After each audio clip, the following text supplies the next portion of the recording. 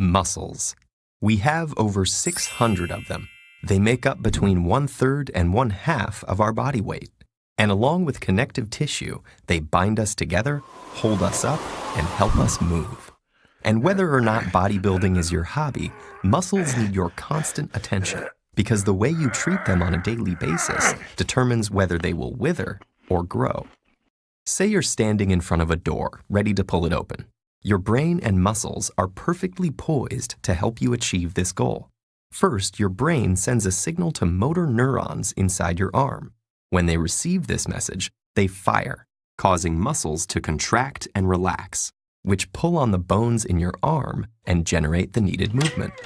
The bigger the challenge becomes, the bigger the brain's signal grows, and the more motor units it rallies to help you achieve your task. But what if the door is made of solid iron? At this point, your arm muscles alone won't be able to generate enough tension to pull it open, so your brain appeals to other muscles for help. You plant your feet, tighten your belly, and tense your back, generating enough force to yank it open. Your nervous system has just leveraged the resources you already have, other muscles, to meet the demand. While all this is happening, your muscle fibers undergo another kind of cellular change.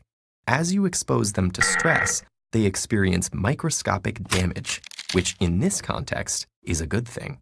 In response, the injured cells release inflammatory molecules called cytokines that activate the immune system to repair the injury. This is when the muscle-building magic happens. The greater the damage to the muscle tissue, the more your body will need to repair itself.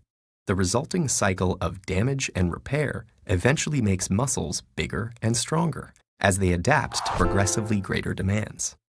Since our bodies have already adapted to most everyday activities, those generally don't produce enough stress to stimulate new muscle growth. So to build new muscle, a process called hypertrophy, our cells need to be exposed to higher workloads than they are used to. In fact, if you don't continuously expose your muscles to some resistance, they will shrink, a process known as muscular atrophy. In contrast, exposing the muscle to a high degree of tension, especially while the muscle is lengthening, also called an eccentric contraction, generates effective conditions for new growth. However, muscles rely on more than just activity to grow. Without proper nutrition, hormones, and rest, your body would never be able to repair damaged muscle fibers. Protein in our diet preserves muscle mass by providing the building blocks for new tissue in the form of amino acids. Adequate protein intake, along with naturally occurring hormones like insulin-like growth factor and testosterone, help shift the body into a state where tissue is repaired and grown. This vital repair process mainly occurs when we're resting, especially at night while sleeping. Gender and age affect this repair mechanism, which is why young men with more testosterone have a leg up in the muscle-building game. Genetic factors also play a role in one's ability to grow muscle. Some people have more robust immune reactions to muscle damage and are better able to repair and replace damaged muscle fibers, increasing their muscle-building potential. The body responds to the demands you place on it. If you tear your muscles up, eat right, rest, and repeat, you'll create the conditions to make your muscles as big and strong as possible. It is with muscles as it is with life. Meaningful growth requires challenge and stress.